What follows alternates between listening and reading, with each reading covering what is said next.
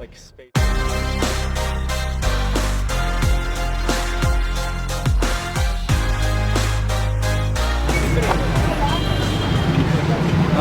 Mark, Yes. this is a chapli kebab thing that we are like, Awesome. And this guy's like, you know, he's been like ever since we were children. Wow. He has a place over here. Haji Wazir. Haji Wazir. And this is the Shabul. Okay. Haji Wazir Gul died. This is a massive iron pan. It is literally the size of a jacuzzi tub. And we're here to eat chapli kebab. And so chapli kebab, you'll find chapli kebab all over Pakistan. But Mardan, this is the best place to eat chapli kebab because this is where it originates. And this is the place that they've been going to since they've been kids. It's been here. The fire is just blazing. It looks like they're using a combination of both gas and wood. And then they're just frying the chapli kebabs in animal fat. From this side. Let's go see the meat. Okay. Yeah. This is the meat. Ah. Not cow, buffalo. Okay. And these are the various ingredients. We have quite an entourage with us, and I am standing on the podium now. This is the bird's eye view. Oh, these are the ingredients. Okay, hold on. Let's just see the ingredients in the chapli kebab. Bone marrow. Minced buffalo meat, but then they add bone marrow. They add ginger, chilies, onions, tomatoes, and he makes the ball of meat into a patty shape. It's like a burger patty shape, and then he scoots it into the oil, the animal fat oil, and that just sizzles away. Wow, beautiful. This is amazing. And that is the most massive iron griddle pan I think you will ever see. It's so big that they actually include the money that you pay for the money, and they can include that on top of the griddle.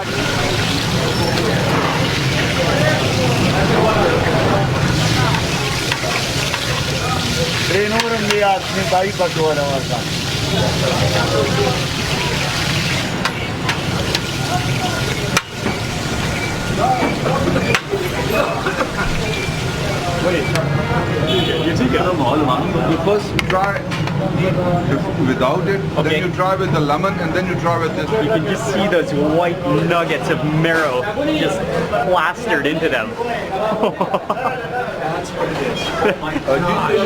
No, I thought they were like massive onions. Nah, kawas ke?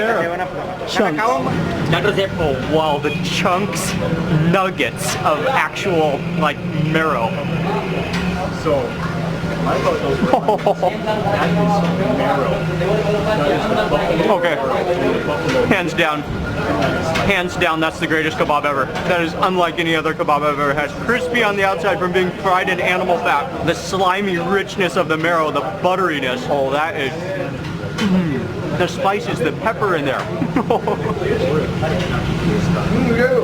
That's actually borderline, like beyond belief. Beyond belief.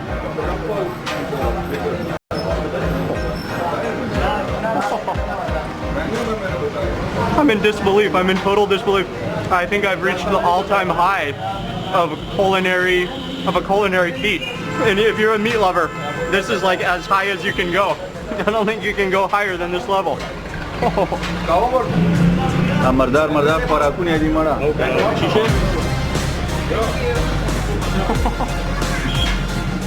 It just melts in your mouth. Yeah.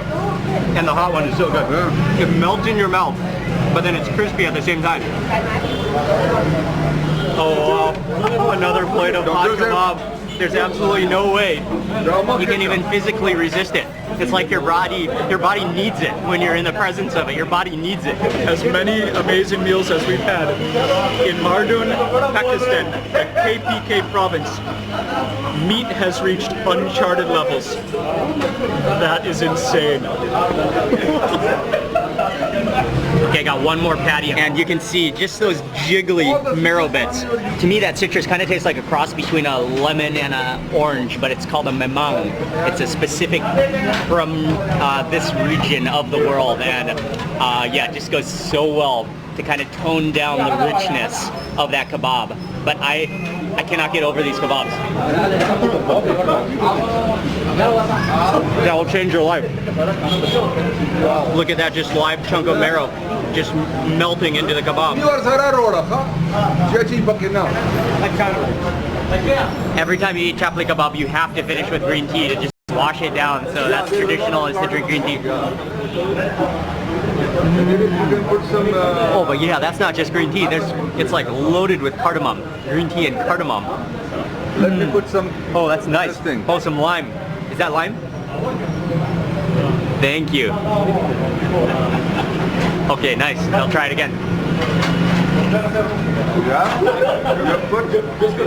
Oh, that's wonderful. Yeah, that tastes extraordinarily healthy. Thank you. Thank you. That was so good. This is Chapli. Thank you, the master and the fryer.